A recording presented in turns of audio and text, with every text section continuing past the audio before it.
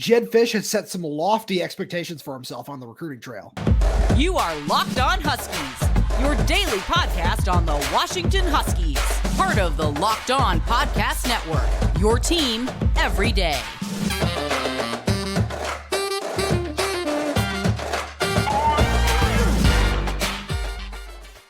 Welcome back into another edition of the Locked On Huskies podcast. I'm Tomashoff. That's Lars Hanson. He writes for Inside the Huskies of Fan Nation Sports Illustrated.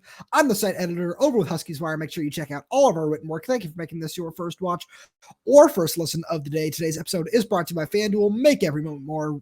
Right now, new customers, if you join today, you'll get $200 in bonus bets if your first bet of $5 or more wins. Visit FanDuel.com/lockedon to get started. So, Lars, we've got a lot to cover. We had to take our Monday show to talk a lot about Steve Belichick and I know we had a lot of fun with that one, especially when I get to talk with the Patriots. That's always a blast for me personally.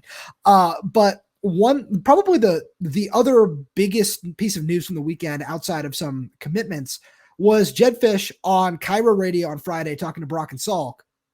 He said that he kind of lined up his whole recruiting plan, and we won't go into the full thing. I know we can't really play the audio or anything on that front either, but one of the biggest messages that he said was, I want Washington's 2025 recruiting class to be the best in school history. Now, whether you're talking in terms of recruiting rankings or in terms of the actual players it ends up producing, those are both pretty lofty expectations. But it's refreshing, right? I mean, like that, yeah. If you, and again, it's not really, because again, for all the good that came on the board did, right? You can't slight him. It's like, okay, he wasn't a great recruiter, right? He got a lot of guys out of the portal, and he got, with the help of Courtney Morgan and others, to close on guys, granted, none of them were going to play at Washington, like Noah Carter and things like that. But to have Jedd Fisch start out his opening press conference saying, hey, we want to build through high school recruiting. We want to build through development.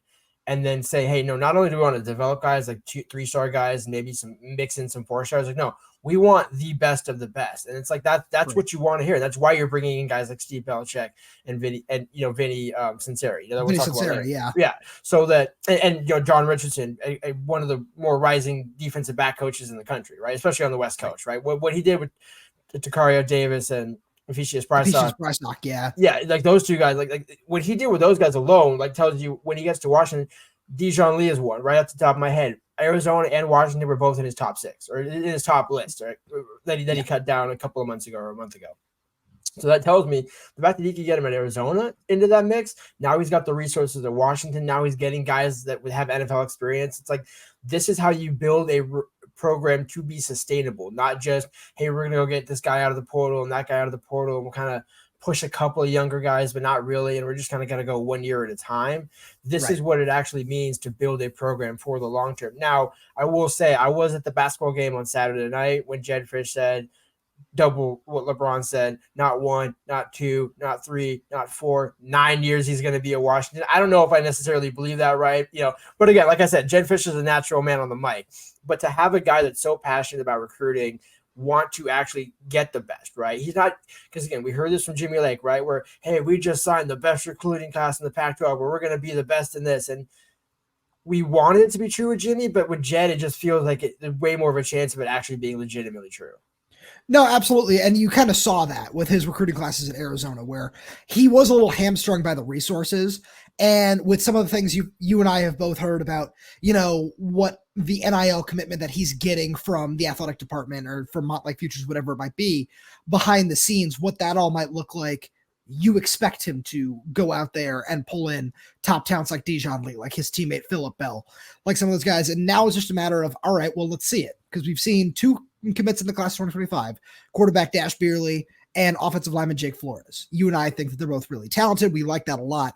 And a class is built on 3-stars where you want to take some guys like that, like both of the ones that we just mentioned, where you can build them up, but you still want to make sure you can get those 4 and those 5-star guys in the class as well, because the very next thing he said was, once we get these guys in the door, we're going to play freshmen. And one person that you and I spent a lot of time talking about on the show during his recruitment was Aaron Butler, where we were kind of like, wait, hold on a second. All of a sudden he's taking a visit to Arizona, and it didn't really ever feel like he was very interested in them, like from the start. And it's just that sales tactic of, all right, we're going to get you on the field early. And that's kind of how you build a team like he had at Arizona that won 10 games. It was a top 10 program this past year, where he explained it very well, where it's, all right, yeah, I'm very comfortable and I'm going to be very patient with playing some of these younger guys and seeing some mistakes early on, because then when they're sophomores and they're juniors, those aren't going to be mistakes. And we're going to be at another level because these guys are really experienced and can help take us farther. And it's just all about getting that top tier talent in the door now. And I will say I'm glad you brought up Aaron Butler, because the crazy part is he lands in Texas, and you look how stacked that Texas receiver room is now, right? With the amount of transfers and other freshmen that they're bringing in.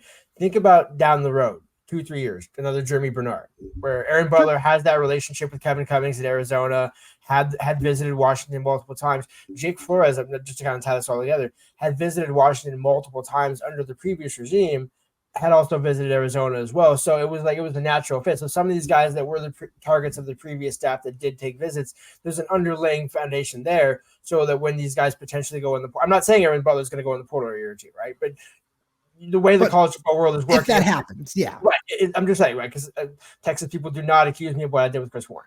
That being said – but in the way that college football is working, if he's not getting snaps by his redshirt freshman year, he's gone, right? Just sure. Everybody would. Sam Hewer did. So everybody was. This is the day and age of college football. Fans just have to kind of accept that. But that also opens the door for a school like Washington, where, hey, we're in the Big Ten. Didn't work out for you at Texas. We got this good offense, great offense at Washington with Jedd Fisch now. These are all the key relationships that you want to keep building, and that's why you want to throw out. You're not just throwing out offers, right?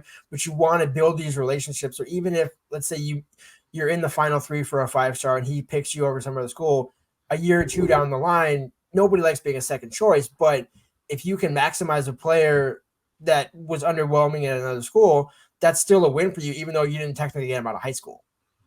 So not in terms of being underwhelming, but look at what happened with Caden Proctor. Goes to Alabama after originally committing to Iowa, goes to Alabama, the coaching change happens, goes back to Iowa. So sometimes it is okay to finish second in that sense. So your point is very valid there. But really, what this is going to come down to is getting some of these top tier players on campus.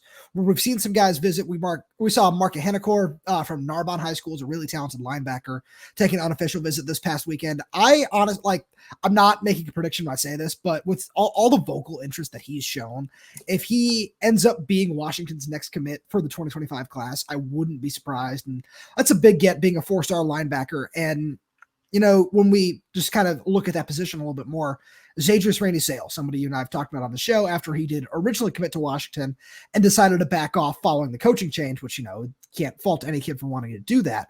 But if you can find a way to get guys like that back in the boat, we talked about Dijon Lee, Phillip Bell. There are a whole bunch of other guys. One guy that I'm really interested in is Jet Thomas, a lineman from La Jolla, who's just really talented. Looks like he can play guard or tackle at the next level. And this is going to be a big offensive line class for Brendan Carroll. So you're going to want to see a lot of just solid recruiting taking place there, especially. And then on the defensive line as well with Jason Kafusi. If you can go out and bring in a couple of talented 4-star bodies at both of those spots, this could shape up to be a pretty good class, but you need a couple of those really highly rated guys at whatever position you so choose. You think you need to bring in, let's just call it a top 100 player, because that's what it should be, right? Where if you can go get a Zaydrius Rainey-Sale and say, all right, this is somebody we expect to start. Dijon Lee, we expect you to play a heavy part in this rotation. You go and you look, all right, the number 1 defensive tackle on the West Coast. Who is it? We want to go get him because we need that guy to play for us in 2025. Even if he takes some of his lumps and it doesn't look pretty to start, we know that this is what it takes to get to the next level. Yeah, exactly. And I think and the thing is, especially with your point about defensive linemen, there's not as many on the West Coast. So that's why when you're seeing these offers go out to kids in Alabama and even in the Midwest, even on the East Coast, right? Florida, right? That's what Washington has to do, because it's just a reality of the world. And that means, and again, this gets back to Jedd Fisch having the resources at Washington that he just flat out didn't have in Arizona. Like, call a spade, absolutely, and the fact that he maximized those resources, it's almost like kind of like Chris Peterson at Boise State, where it's like, wow, he's getting a lot of attention to a program that doesn't have as much resources. They might have more than some others, but certainly they're in the mid-tier, lower mid-tier, if anything else. And so Jedd's showing, just give me the resources and I can deliver. And speaking of those resources, speaking of some commitments, Lars, tomorrow is signing day, and we might see a couple more commits between now and then. But before we get there, we're going to send a message to our friends over at FanDuel. Happy Super Bowl week to all who celebrate from FanDuel, America's #1 sportsbook. If you're like me, Super Bowl Sunday is all about scoring the best seat on the couch, grabbing your favorite football snacks, and placing some super bets. I love Super Bowl Sunday so much. I'm probably going to be making some sausage rolls or something. I've got a lot of great plans, and I've also got some great bets that I placed during my time in New York. One nice parlay that I got for +725 odds is Travis Kelce, anytime touchdown scorer, Deebo Samuel, anytime touchdown scorer, and Rashee Rice over 67.5 yards. And just like that, FanDuel has so many ways for you to end the season with a W or 2 or 3. Not only can you bet on who will win Super Bowl 58, but FanDuel also has bets for which players will score a touchdown, how many points will be scored, and so much more. New customers join today and you'll get $200 in bonus bets if your first bet of $5 or more wins. Just visit FanDuel.com/lockedon to sign up. That's FanDuel.com/lockedon. Make every moment more with FanDuel, an official partner, special sportsbook partner of the NFL. And, when we talk recruiting, we got to talk about our good friends over at LinkedIn. When you're hiring for your small business, you want to find quality professionals that are right for the job. That's why you have to check out LinkedIn Jobs. LinkedIn Jobs is a tool to help find the right professionals for your team faster and for free, just like what Jedd Fisch probably needed. He probably put everything out there on LinkedIn and just let his vast connection, just that vast amount of NFL connections go to work for him. LinkedIn isn't just another job board. LinkedIn has a vast network of more than 1 billion professionals, which makes it the best place to hire. Gives you access to professionals you can't find anywhere else. LinkedIn does all that while making the process easy and intuitive. Hiring is easy when you have that many quality candidates. So easy, in fact, that 86% of small businesses get a qualified candidate within 24 hours. LinkedIn is constantly finding the ways to make the hiring process easier too. They even just launched a feature that helps you write job descriptions, make the process even easier and quicker. Post your job for free at LinkedIn.com/LockedOnCollege. That's LinkedIn.com/LockedOnCollege to post your job for free. Terms and conditions apply. So Lars, I think we're both expecting to see Washington add a couple more guys to the class of 2024 between when this pod is released at 7 a.m. on YouTube and, really early in the morning in audio form, and when signing day officially starts on Wednesday around 7 a.m. And I think the first guy on both of our minds would be four-star Garfield High School right here in Seattle, defensive back Rashawn Clark. Yep, exactly. That's kind of the one obvious one, especially a local kid. Took a visit over, it wasn't this past weekend, it was a couple of weeks ago. It was the weekend before. He came back on an official visit, yeah. Right, exactly. So he was back on campus multiple times. I think it's a matter of just, dotting the I's, crossing the T's. I think at this point, it would be pretty surprising if Rashawn Clark stayed with Arizona, right? Because that's right. We haven't heard him take any other visits, so it's pretty much down to Arizona and Washington, which tells me there's no way you're going to have a local kid spur him at the, he would have let him know. I think, he wouldn't have made that second unofficial visit, right? He wouldn't have come back to campus after taking the official. That's just, want to be around the guys a little bit more, want to be around the coaches a little bit more. That's all signs are basically pointing to Rashawn Clark staying home, which is a big get, right? John Richardson. Huge get, yeah. And the other thing is you can kind of play both ways, right? You're probably going to come in as a defensive back, right? But potentially can play some special teams, kick returner, things like that. Just kind of the ball in his hands as a playmaker. I think that's what makes kind of the addition of him, or potential addition of him, I should say, intriguing, because you want to keep those young guys. When you're talking about Zaydrius Rainey-Sale, you want to get those top end guys in the state. Most of the rest of the 24 class has already been decided, so you got to move to 25. But if you can get one more in 24, and that's perfectly bodes well with Clark, choosing Arizona and Jedd Fisch earlier. So it's a big get for Washington if and when he decides to stay home. And then, so let's talk about it saying, Tuesday or Wednesday, he does commit to Washington, because we're not going to put it out there saying he is committed. That's not our job. That's the kid's job to do it. We are never going to break that news. That is on them to do. But let's say he does commit.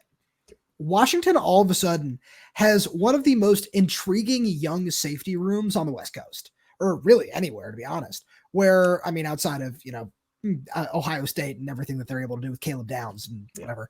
But yeah, that's something. But behind Campus McKeown and Mikel Esteen, you see a bunch of true and redshirt freshmen, and you look at all of them and you say, oh, these guys are all really good. They all have really high ceilings when you watch their tape.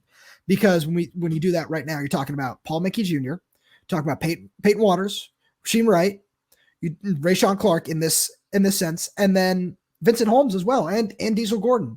where you have all of a sudden that room is really, really full. And if you're John Richardson, if you're Vinnie Sunseri, who we'll get to in a little bit, when you're these guys, you can look at that and just say, wow, I feel really, really good about this and this potential. You can have a couple of those guys play early, maybe Peyton Waters, maybe Rashawn Clark. Maybe you see them get some snaps in 2024. Again, assuming this all goes the way that we might expect it to, where just reading the tea leaves there.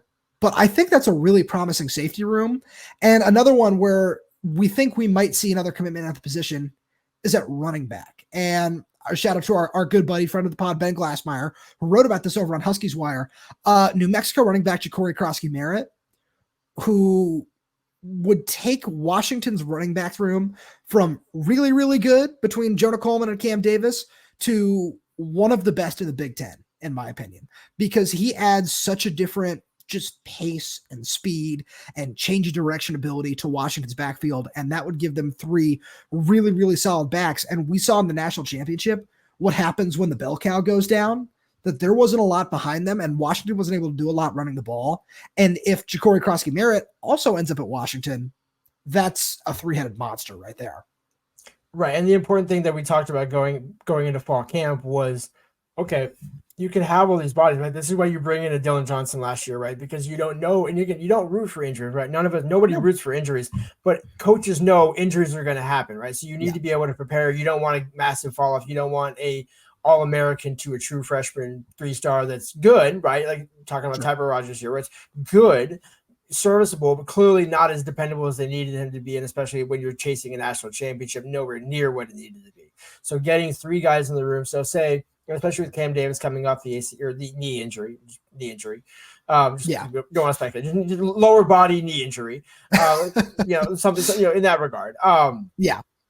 Those can always be kind of iffy returns. And again, all signs are positive on that regard. I'm not speculating that he's having any problems with his rehab, but especially at that position with the running back, you need to have multiple bodies healthy. You want to go into a game thinking you have 2 starters at running back, and then just whichever one happens to be more productive and get more carries, so be it, right? Sure. And I think the hot hand approach, when the evolution of college football, it's almost kind of like receivers, right? Where hey, I can be a Marvin Harrison, I can be a 1, but please don't target me 20 times because I'm going to be double and triple team like Rome, right? Rome was double and triple teamed a lot. Opens the door for Jalen McMillan, opens the door for somebody else. So that's the whole point of you want Jonah Coleman would love to get a bulk of carries, right? But actually it's better for his long-term health and productivity, availability if he's not getting 25, 30 carries a game, right? If he's getting 12 to 15, maybe 20 on a high game, and you get Ja'Cory Crosky-Merritt gets 10. But now with Will Rogers and the offense you can have, you're thinking where you're going to throw the ball a decent amount. But again, this is why you want to have a good balanced offense, right? Because we saw with DeBoer, you can have a great passing offense, but the whole kryptonite this past season was the run game, and it finally showed through one time, and it was in the national championship. So there's one more guy that we want to talk about in this segment, and that's somebody who we've talked about for a little while on the show, and that's Arizona edge rusher Isaiah Ward, where it does seem like he's another one of those guys where it's, this would be a really interesting ad where, following some of the movement we've seen at the position. And then the hire of Steve Belichick, I think that's really, really interesting, where I think he would fit really, really well in that system, in that kind of outside linebacker role that he wants, where he doesn't run a traditional 3-4, as we said on yesterday's show, doesn't run a traditional 4-3, but with the way that he runs his defense, if Isaiah Ward plays just kind of the Matthew Judon style role where he's got his hand in the dirt sometimes, he's a stand-up edge rusher sometimes, you can do a little bit of both. He just adds to that room of just that's already oozing with talent in terms of some of the young guys that we've talked about a lot on the show. And then just adding one more who, had 4.5, 5 sacks this past year at Arizona would just go so far towards solidifying that group. Yeah, and that's the other thing, right? Because just like we're talking about a running back, where you could have a great Braylon Trice, but if you don't have multiple options, second, third. I mean, Voight Snoopy got a couple of sacks. Zion Tupuola-Fetui obviously was productive, but I don't think maybe as productive as he wanted to be. So you can get, again, sacks aren't everything, right? But quarterback pressures only go so far, where you can get a hand in the face, but he can also still complete it, right? So getting multiple guys who can kind of play at least a couple, they are true edges, but I do think, maybe with Steve Belichick, they get a little creative on third down packages, right? Because you mentioned how much he likes to blitz. You can't tell me that they're not going to line up a couple of these edge rushers up the middle just to throw different stunt looks at offenses and things like that. So the solution is just get all the bodies in the room and let the play figure it out. Right. No, that's absolutely right. And then, as we continue this talk about the defense, let's talk about Vinnie Sunseri. Right after we send a quick message to our friends over at eBay Motors. Passion, drive, and patience. What brings home the winning trophies, also what keeps your ride or die alive. eBay Motors is everything you need to maintain your vehicle and level it up to peak performance, from superchargers, roof racks, exhaust kits, LED headlights, and more. Whether you're into speed, power, or style, eBay Motors has got you covered. With over 122 million parts for your number one ride or die, you'll always find exactly what you're looking for. And with eBay Guaranteed Fit, your part is guaranteed to fit your ride every time or your money back. Because with eBay Motors, you're burning rubber, not cash. All the parts you need at the prices you want. It's easy to turn your car into the MVP and bring home that win. Keep your ride or die alive at ebaymotors.com. Eligible items only. Exclusions apply. eBay Guaranteed Fit is only available to U.S. customers. So, Lars, Washington is officially, they still haven't announced the Steve Belichick hire, but with all the reporting that's going on, it seems like that's basically final. But Washington did announce that Vinnie Sunseri, the New England Patriots running backs coach for the last 3 years, will be joining the staff as a defensive assistant. And if you hear that and you say, well, hold on a second, let's fill our everydayers in a little bit about the history of Vinnie Sunseri. He played safety at Alabama under Nick Saban, won 2 national championships during his time there, was a 5th-round pick by the New Orleans Saints, spent 3-4 years in the NFL, played for the Saints, played for the Patriots, played for the 49ers, the other team. And then in 2019, joined Nick Saban's staff as a graduate assistant. And then after that in 2020, he met Jedd Fisch and Steve Belichick while coaching the New England Patriots as a defensive assistant. And then he was promoted to running backs coach for a reason that still is beyond me. And that's no offense to Vinnie Sunseri. That's more, Bill Belichick let Matt Patricia run the offense. I'm sorry. That's 2 days in a row. I told myself I'm not going to talk about it anymore. But after spending 3 years as the running backs coach with the Patriots, he will be moving. It looks like he'll be moving back over to the defensive side of the ball, at least. He wasn't given a particular title, but I think it's safe to assume that he's going to be working with the safeties.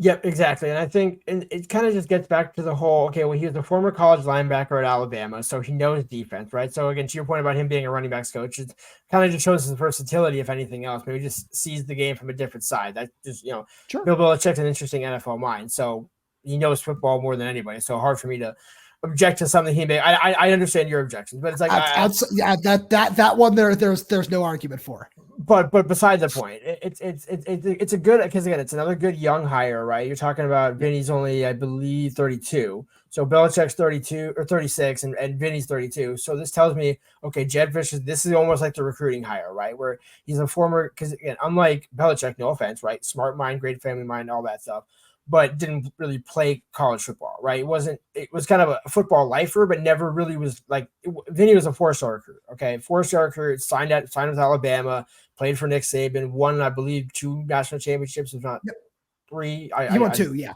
I know at least 2, right? Because if you played for Alabama, you probably have at least 2. But that also tells me he knows he knows talent, right? Because again, good play, and it's not a given that good players and successful players know how to eye talent.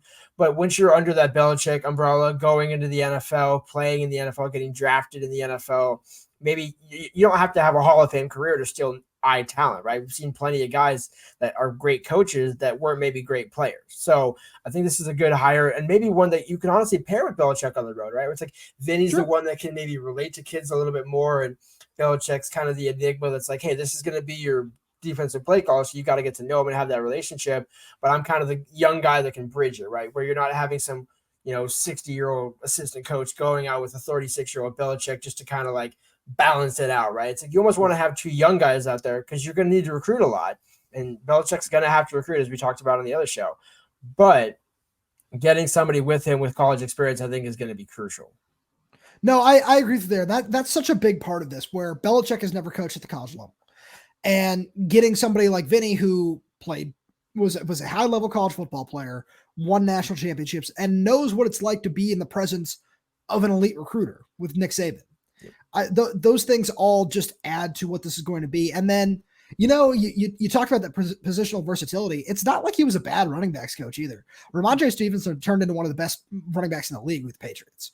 So, and you got to give him at least some props for that. And then not only that, like we talked about Belichick coming from a coaching family, so does Vinnie Sunseri. His dad works with Colorado. His dad's been in the business for a long time. So that's another thing where just having that extra lineage is really great. And then on top of this, I think one of the really impressive things that we need to talk about is not just, like you talked a little bit earlier in the episode about Jedd Fisch on the mic and knowing what he needs to say and being very good at what he needs to say.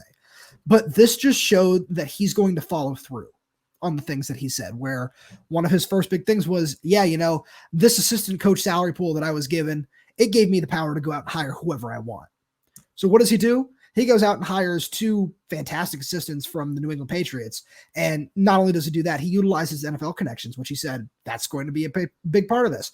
That's something that I want to do. I want to run this program like an NFL program. So doing all that, it all just seems to line up with what his vision is. And there's still a very long way to go. Let's be real here. But this is a very good first step for that. Right. And again, this thought just occurred to me, right? Because again, I don't want to keep taking shots at him, but this is not like when a former head coach brought an assistant NFL person back to college. Okay. This is I wonder what name you might be referring to there. I'm just going to omit the name there because I think people know exactly who I'm talking about. But actually, they know both people who I'm talking about.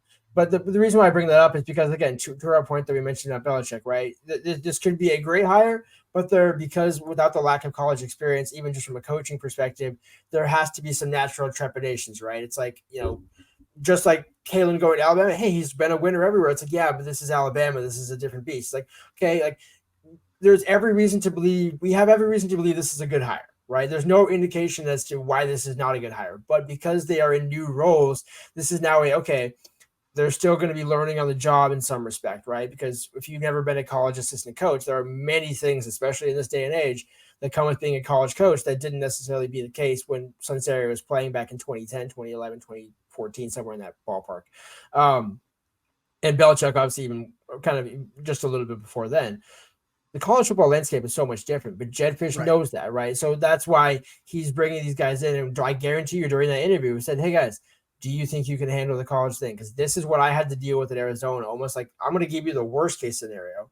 Do you think you can handle that? I think you can, but now we still got to see it come to fruition, right? So now once they announce the hires and I'm assuming we'll probably meet with them between now and spring ball. I would imagine there might be something just to kind of run into them on Wednesday during a signing day press conference. Maybe, who knows? But I mean, just once we get to know the coaches a little bit more, and once they can kind of start to establish themselves, we're not going to see the recruiting payoff. Like this isn't going to be like, oh hey, 5 guys are going to commit just because they hired Sunseri, right? But this is something where by the end of June, heading into July, we should be looking at the 2025 class where you're in the top mix for some 5 stars and a majority of 4 stars. You got some 4 stars and 3 stars already in the recruiting class, and and we're seeing that progress, right? Because if you go into, let's say they go into June with 6 commits. Sure. It's not great, but I would have to imagine between now and then they'll at least get to 6. So that way you can bring in June, use the June official visit window to get, another 6 to 8. So where now your class is at 12, 13, 14, 15 heading into the season. So I will say, I think that it's going to be very different where I think we might see a little bit more I feel like the right word is just that it's going to be more spread out in terms of the official visit process, where Kalen DeBoer's staff tried to cram it all into a week and had a couple different weekends for a few different guys, where I think it's going to be way more spread out. Where one thing that Jedd Fisch talked about in his interview with Cairo, which is just kind of the theme of the show, is kicking things into overdrive for the next 365 days, is what he said, where I think we're going to see some official visits in May. I think we're going to see some more in early June and more in late June, where just throughout the process that he's going to take full advantage of every single day that he can, where it's all right. Well, this is going to be an official visit weekend.